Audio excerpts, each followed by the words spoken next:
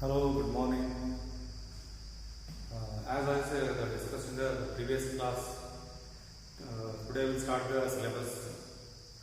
Syllabus of short-term course on GST, registration process and mechanism on that actually. The first content or first topic of that short-term course is introduction of GST. Let me clear you that the concept of first taxation system in India or around the globe, right? So if you think that in the earlier days, the public administration required what actually? Finance, or it is called public finance. How the public finances comes? The public finance is to be arranged or to be managed by or collected by from the public only. See, public administration, we need the public finance. The public finance contributaries are public only, right? I will repeat it once again. The public administration, right? What that public administration includes?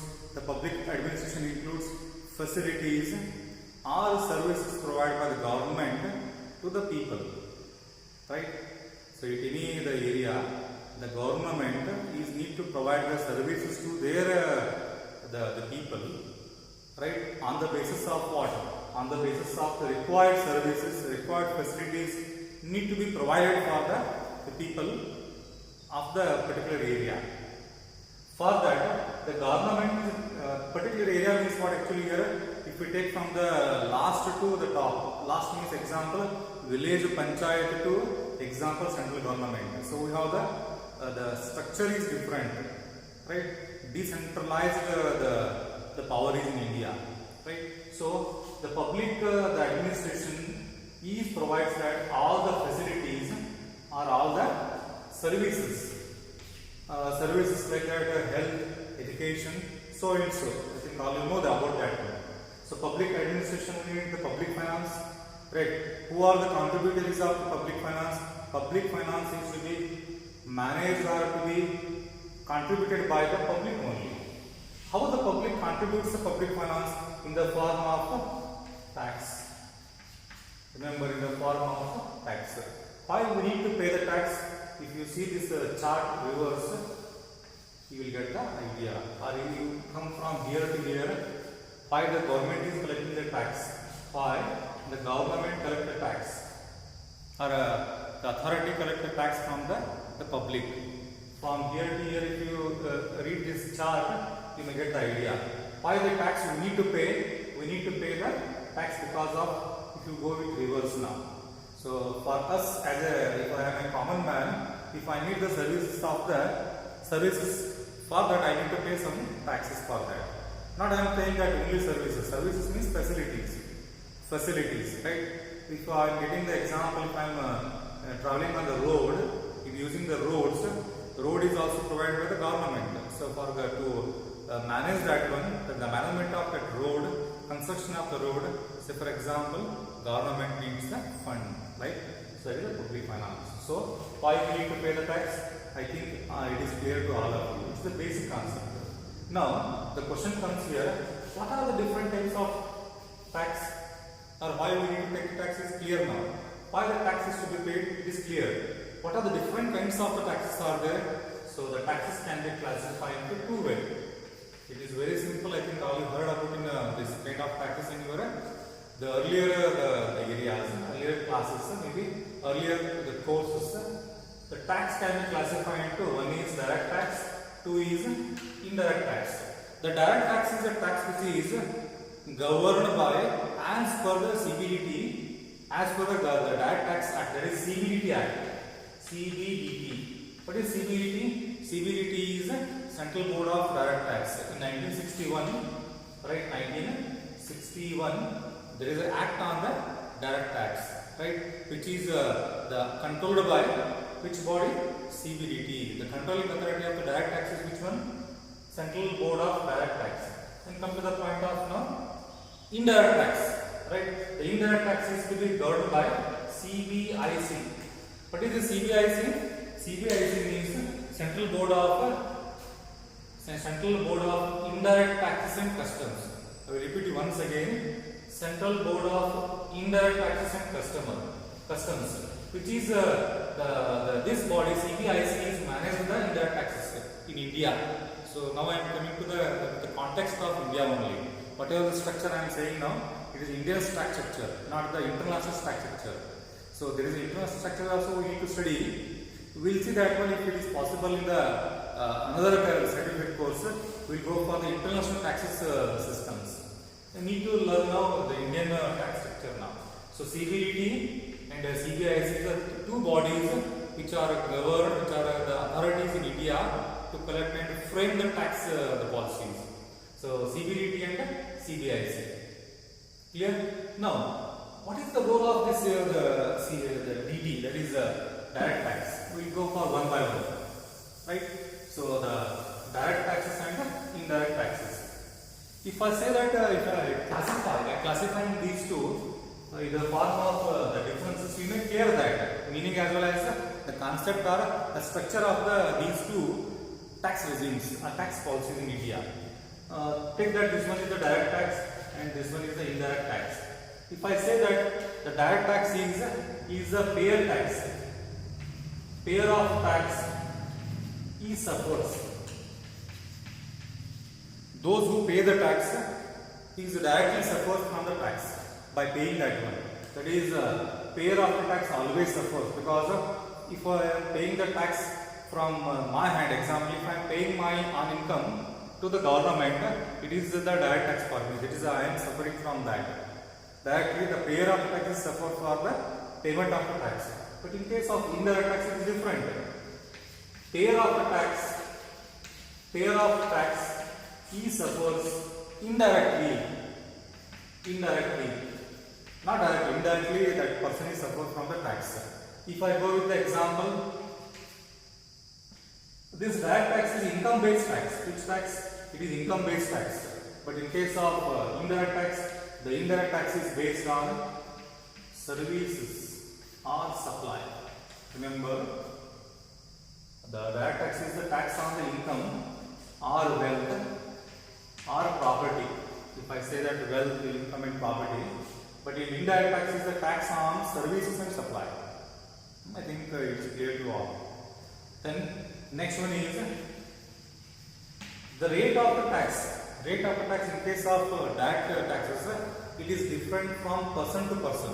So if I say that person means what as per the CBDT or Income Tax Act, they say that person means individual, partnership, firm, company, Hindu-oriented family, association person, like that. For all these persons, different persons, the rate of taxes are different in case of direct taxes. There is no such kind of different rates. There is no such kind of classification at all for person in case of direct taxes. So there is no different rate of taxes are there. Everybody is same. It will be small businessman, big businessman, the rates are same. Maybe in the indirect taxes they will give you some relaxation, exemptions, right? But the rate is same. Say for example, a goods is sold by one person at the rate of 5% GST is their example. A small seller is also having a 5% rate, and example wholesaler of the same goods is 5% rate is there. Say for example, manufacturer of such goods selling the goods is also 5%. There is no change in the tax rates for indirect taxes. So the tax rates are changed, slabs are changed only in case of direct taxes. That is the main reason. If I go with the things of the entire tax, remember, the entire tax of the direct taxes goes to the central government only. It goes to central government. Entire goes to central government. Whatever the tax collected by from the public, from the person, right? It is directly goes to the account of central government. It is collected by central government and it is retained by the central government. But in this case, in case of indirect taxes, if I say that indirect taxes the major is GST only, so we have the CGST and SGST. You will see this one, central government GST and state GST, like that. There is a classification of that. There is no such kind of entire amount goes to central only. There is some share, whatever the tax collected by the government, out of that some share goes to, some shares go to the central government to the state government. That is the thing.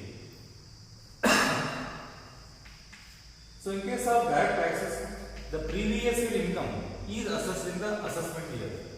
Means whatever the income that I am earning, it is to be computed, it is to be taxed in the assessment year. Say for example, now from 2019 to 31st March 2020 is the one previous year, that is income period. Previous year means that income is to be computed and assessed in the year of 2020-21. So 2021 is the calculation period of the income of the 1920. So that is the structure of the direct taxes. There is no such kind of tax structure in the indirect taxes, because in the example, if I say that in indirect taxes GST, right, whatever your example services or supply of the goods is there, it is to be deposited in the next month, the 18th only. If I give exactly the dates example, this was the month of example May, right? So whatever the transactions are done, supply of service or supply of goods in the month of April, that is to be filed within the 18th or 20th of the, as the case may be. But it says that then there is no such kind of assessment year in previous year. So last month it is to be assessed in the next month. Next month means what actually? It is a time to return the file. The 18 days or 20 days given by the rules, means act, to file the return. So that month is to be filed in that month only. That is the indirect taxes. There is no such kind of previous year or assessment year in the indirect. Remember, there is no such kind of previous year and assessment year. So who is the levy of this? Who collects the tax? Who is the authority of direct? Just I said that for direct taxes, Supreme CBDT, that is the body to levy the tax, and here CBIC, Central Board of Indirect Taxes and Customs, is the authority or to be makes the policies for all kinds of indirect tax. That is the levy of tax. And lastly, the direct taxes is the progressive in nature. Remember, progressive in nature. But this indirect taxes is regressive in nature. So regressive in nature, progressive and regressive in nature. Now it is clear to you all that what is direct tax and what is indirect tax. So these are the meaning as well as difference between the kinds of the tax collected by the government from the public, how directly or indirectly. It is directly from the person, those who are getting the benefit of that one. It is direct tax only, or income getting by person is direct tax only. If it is collected to some other persons that is not paid by the person, it is to be affected, that is indirect tax. If you read all these points, it will be clear to you clearly that direct tax and indirect tax, how it is to be different and how, what is the meaning of these two. That is the idea behind this which the presenting. Now move to the point of, I am not taking to the part of this one now, because we are discussing on only the indirect taxes. Under the indirect taxes, it is GST, right? So under any tax system, right? This is to be required. If I take you back the history of the taxation, right? First, before the currency, we are in the barter system, right? In the barter system, how the tax is to be collected? Tax is to be collected in the form of things. Things are to be collected, right? Later, the things is to be called as an octroi. Later, currency comes. This octroi is for the things in the form of things. Once the currency comes, currency is in the form. Currency is identified, and currency is identified in the form of tax. Then, when the tax is to be comes, there is to make a standard form in throughout the India. There is a need for that. There is a need for that to make the uniform system throughout the India. Then the government is makes the two different bodies, that is direct tax and indirect tax. That is the history that is to be split in the two forms, and direct and indirect tax. We will see that one in the coming classes, or whenever it is required. I will explain you about the direct and indirect tax, how it is to be formed. So tax comes. So things in the form barter system, things comes in the form. Then later it is called octroi. Now it is called tax. In the tax only, it is comes like that. So if it is the different states, now each different states are collecting the tax to enter of the goods and services, that is to be claimed as upright. Say for example, if I am in Karnataka, the goods are to be in the Maharashtra, example. Right, Maharashtra goods comes into the Karnataka, they are selling the goods and services to Karnataka, and Karnataka people is selling the goods and services to Maharashtra. For that, earlier tax regime, I am saying that the beginning of the taxation system, right, in this case, we have the two structures. In India, at the beginning level, once the currency system comes, act comes, the tax rate, the act comes, laws are framed, then the rules are comes, then it is classified two ways. The tax is to be classified, as I said that central government and state government like that, because in the direct taxes there is no share of the share goes to the state government, but in case of indirect taxes, as I said that the sum of the share goes to state government only. Now at the beginning stage only it is classified. How? So at the beginning of the indirect tax, I am saying directly indirect taxes now. So KST and CST, in the beginning structure of the taxation system imposed by the government. So taxation imposed by government earlier cases, at the beginning of the taxation, KST and the CST. So if I say that Karnataka sales tax and the central sales tax, so that whatever the collection of the taxes is there, it is to be in two heads, right? In two heads, KST and CST, beginning. Now in this case, in case of KST, whatever the goods and services are there, sold in the example of Maharashtra, it is to be taxed these two, and these goods are sold to here.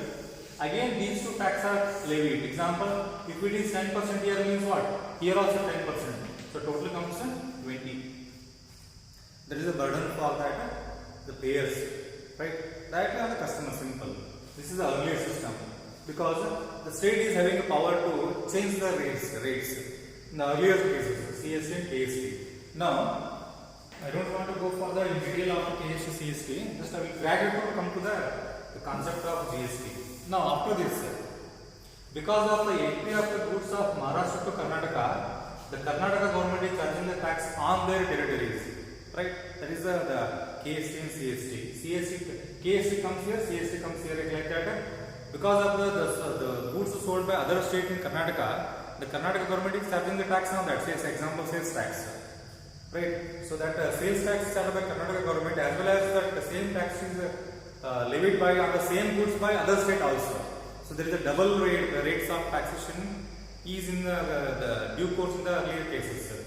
Now after this, the change in the tax structure is because of this difficult 10%, because of the difficulties of paying the higher rate of taxes on the public or the purchaser or seller of the goods, it is indirectly applicable to nothing but it is paid by the customer only. Simple. So in order to decrease the burden of the shoulder of the customer, the government took the decision of improvisation of this KST CST structure for the first time to next system called VAT, around in the year of 2006. Now what is this system? Again same. If the goods of Maharashtra sold to Karnataka, whatever the goods sold by this to the Maharashtra to Karnataka, so here only the tax is collected. Example, VAT. Say for example 10% means finished. 10% means what actually? Finished. Then it can be travel around any state. Any state can be traveled. There is no entry tax here. There is no entry tax. Whatever the goods are there, it is the tax is value added. Whatever the value of the goods is, that is already add the tax. That is called value added tax. The sale value of service, the goods or services of the goods, service or goods value is already includes the tax because of the VAT. So by paying the one tax, the VAT structure, it is applicable. Then the entry tax is not there. Remember, entry tax is not there. Entry tax is there. I am saying that entry tax.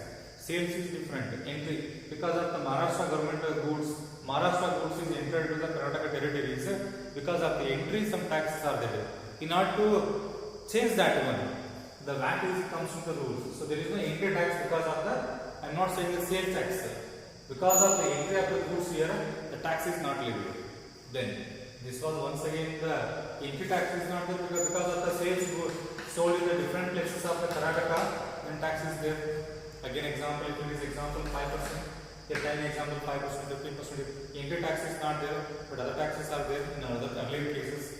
Now, this was the first the generation of the tax, the first model, first the area, first taxation system in India. This was second. Now, come to the point of third one. Which one? That is GST. 1st July 2017. Remember the date? This was the implemented date, right? From the, which is effected on 1st July 2017 in India. GST is applicable. How the GST is computed? Say for example, I say that example Maharashtra government, Maharashtra particular seller, a service provider selling goods here in Karnataka. Example, if the goods value is example 100 rupee, 10 rupee is the tax, 10% tax means 110 rupee comes here. 110 rupee comes here. Then 110 rupee, if I show it clearly here. So Maharashtra rupee, its tax is 10%. It is 110 rupee. It comes now Karnataka. Now Karnataka person selling the 10% rate same tax. It comes 10% on this means 11 rupee. Remember, now it is not 11 rupee. It is changed because of the GST. Actually 10% of this one is 11 rupee only. Now we have to adjust now. That is called input tax credit, output tax credit. We are saying it comes in coming classes. Now 10% of this means 11 rupee, correct? 11 rupee, out of 11 rupee already 10 rupee tax is collected, that is subtracted here. How much left? Only 1 rupee. This was the taxation concept of GST now. So ultimately we are getting the benefit of that. You see, first 10% here also 10% here means 120. Now it is out of 10% on 10% of 110, it comes 11 rupee. Out of 11 rupee, already how much paid? 10 rupees paid. So remove 1 rupee. How much comes to you? 1 rupee only. Remaining that you need to pay, as you are a seller of the Karnataka, you need to pay only 1 rupee from your pocket. Nothing but it is collected by you from your customers. 10 rupee plus 1 rupee total. How much comes now?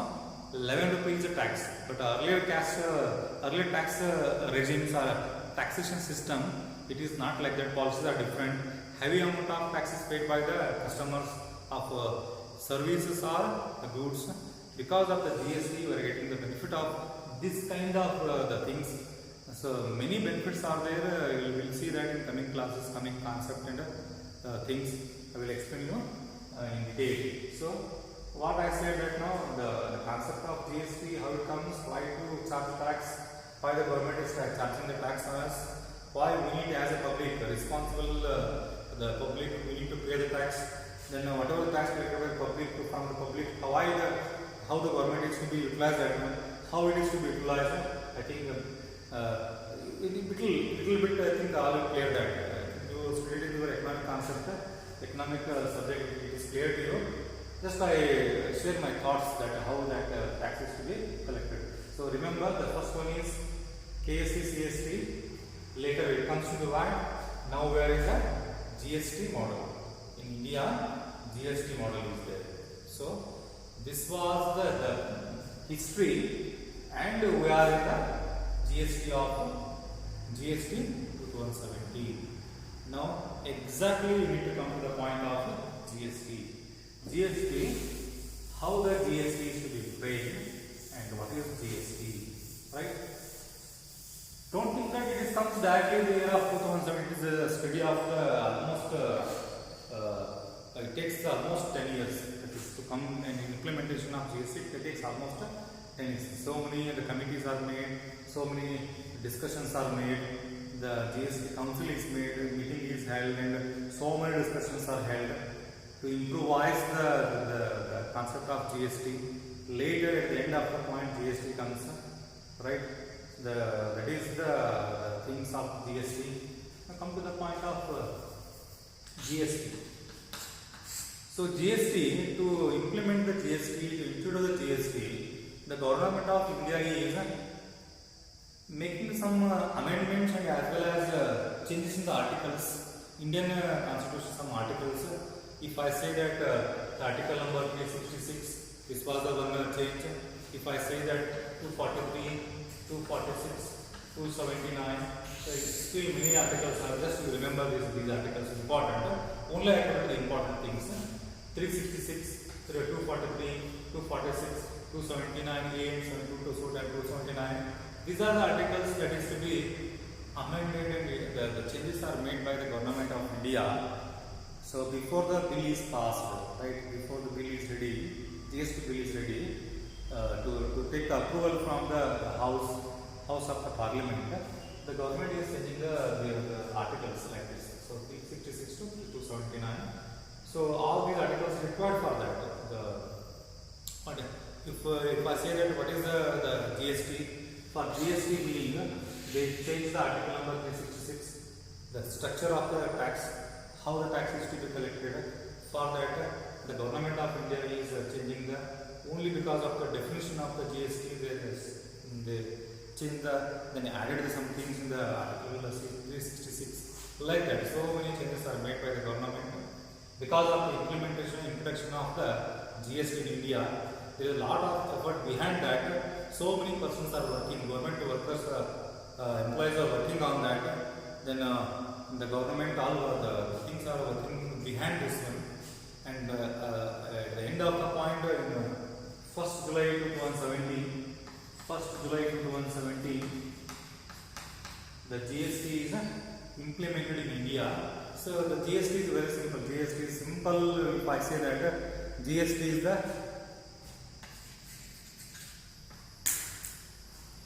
is one nation. That is the slogan. That is the slogan. One nation, one tax. But one nation, one tax. That is the slogan of the exactly. If I say that GST, one nation, one tax. But in India, still it is different rates are there. But if I take that, if I quote that other countries, the rates are different. Only one rate is the GST. But in India, one nation, one tax, but different rates are there. But government is working hard on that to change the rates again and again. Again, example, 28 rate of goods come to 18%, 18% to 12%. Government needs a time for that. So day by day, period by period, the government of India is changing the rules and making I'm sure that one fine day we are getting the benefit of one tax, one rate of tax in India. But it takes time. We need to support for that. It takes a time. We will see that one. So one nation, one tax is the concept. So then, what is GST then? As per this 366 says that the GST is a destination-based tax. Remember, it is a destination-based tax without having any cascading effects. That is the meaning of GST. I will repeat it once again. GST is a tax regime which is the tax on destination based as well as there is no any cascading effects. As I said that example 110, there is a 110, then 10%, 11 rupee minus 10 rupee, that is cascading effect like that. Example, one nation, one tax and destination based tax. Where the goods where the goods reach in that place, the tax is to be collected. So earlier, as I said that this was example Maharashtra, this was example Karnataka. Here also taxes are, here also tax are the same goods. On the same goods, the tax is to be charged here and here. That is GST, CST, VAT. But it is not like that in the GST. Say for example, goods are manufactured in example Delhi, state called Delhi, and is sold example in Karnataka, right? It is not that earlier cases now. In the present GST case, goods are made, or the supplies are services are made. Service providers are Delhi. Manufacturing of the goods is in Delhi, but where the goods are reached in Karnataka, now that the tax goes to Karnataka only. So I will repeat it once again. The goods are manufactured here and it is supplied here. If the goods are manufactured Delhi, it is supplied various states. Now, earlier cases tax collected by this government and tax collected by this government. Now, the change is now the manufacturing of the goods done is here where the goods are sold. All these places where the goods are reached then. the customers, end users of the goods, here, all these states. Now tax is collected on these states. Now tax, whatever the tax collected by the government of 1, 2, 3, 4, it is CGST, then SCST. State government tax. This government, if it is Gujarat sales tax, Gujarat GST and central GST. Not goes to Delhi. Tax not goes to Delhi. It is collected here only, and then share goes to here only. Like that. If these are example the states manufacturing the goods, and if it is sold here, then this government is taking the benefit of the tax now. So that is called destination based tax. Where the goods are manufactured, that place is not taxed actually. Where the goods are manufactured is not getting any taxes. Government is not taking any taxes. Where the goods are sold, where the goods are used at the end of the point, where actually it reached the actual place, that state is collecting the tax. That is destination based tax in GST. So I hope that it's clear to you all. GST means there is no the cascading effect. And GST is a destination based tax. Where the goods are reached that place, the tax is to be collected by that statement, that state. If it is Union territories are there is actually comes IGST. Union territories, the rates are different, right? The rates are different. That is in different due course. If I go with the registration concept, I will show that Union territory and the state, others other than Union territories, how the changes are there in the laws and in the act of the GST. We will see that one later. Hope so. This entire presentation is clear to you all. What I cover in this area is only introduction of the GST. Not only introduction of GST, I covered you the entire. This session is only the tax history, why the tax is collected, and the different the forms of the taxes faced by the people in India. That is first the KST, CST, VAT and the GST now. Then meaning of GST, how the GST is run, the difference between the direct tax and indirect tax. I think I cleared in brief about the tax structure taxation in India, right? So this was the first the concept of your GST registration progress or process and as well as registration. I said that in the syllabus, I given the syllabus is introduction prior to GST. I think I cleared to prior to GST, and I define you that the meaning of GST also. Thank you. In coming classes, we'll go for the next module. Just you read it clearly. If any question comes to you, that you just send the questions to me in WhatsApp group or email. Another 1 or 2 days, I will come to you with live only. So this type of interaction is not comes to you. I will come you live only. The classes are on live only, right? I will schedule the time, date, every day at what time I will come live. The live classes will run. On the live classes only, there is a chart for that. You can discuss with me while teaching the particular point. You can send the message to me live only. Under 1 or 2 days, I will come live only. Thank you. Watch the video.